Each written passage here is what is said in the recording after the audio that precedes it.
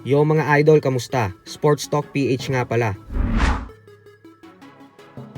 Ang update kay Casimero, pag-usapan natin yan mga idol. Ngunit bago ang lahat ay huwag kakalimutang mag-subscribe at i-click ang notification bell button for more sports talk. So kahapon nga lamang po ay may mga kumalat na balita sa social media na magtutuos umano ang ating pambato na si former WBO Bantamweight World Champion General Casimero at ang pambato ng Puerto Rico na si Abimael Ortiz. May dissenting record na 11 wins with 5 knockouts at isang talo lamang.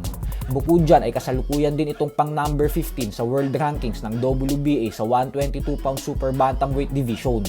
Kumalat ang balita na ito matapos itong i-post ng South American-based boxing page na El Caballero del Boxeo. Ayon sa post ng nasabing page ay magaganap daw ito sa ilalim ng FBP o Fresh Boxing Production. At kanina nga lamang po ay kinumpirma mismo ito ng ating kaibigan na si Pinoy Boxing Prodigy, kung saan ayon po sa kanya ay nakumpirma umano ng kanyang mga sources na ang nasabing boxing event at laban sa pagitan ni Casimero at Ortiz ay pinaplanong gawin sa buwan ng Marso o Abril sa susunod na taon. At isa daw ang laban na ito sa mga bibida sa event.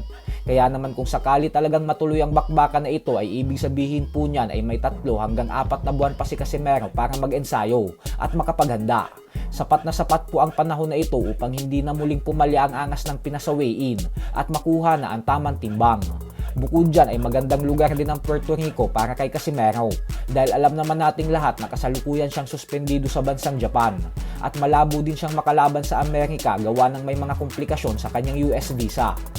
Subalit kung sa Puerto Rico nga po gaganapin ang kanyang susunod na laban, ay isang malaking hamon po ito para sa kanya dahil ibig sabihin po nito ay dadayo siya sa baluarte ng kanyang katunggali na si Abimael Ortiz. Sa kabilang banda naman mga idol ay kung atin nga pong matatandaan, ay inanunsyo na ng former world champion Andrew Moloney nitong buwan ng Mayo lamang na magre-retiro na umano siya sa sports ng boxing. Matapos niyang matalo via split decision sa kamay ng WBC Interim Super Flyweight Champion Pedro Guevara.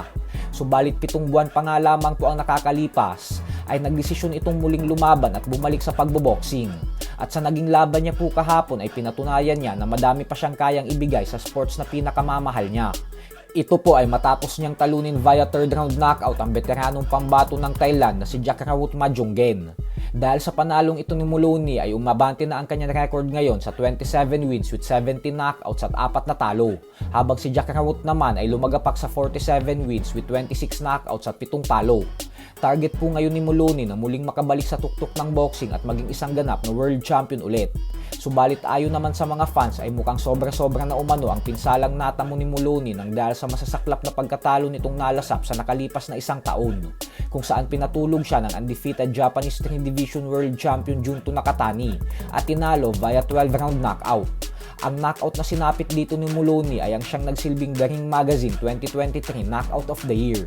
So hanggang dito na lang po muna tayo mga idol.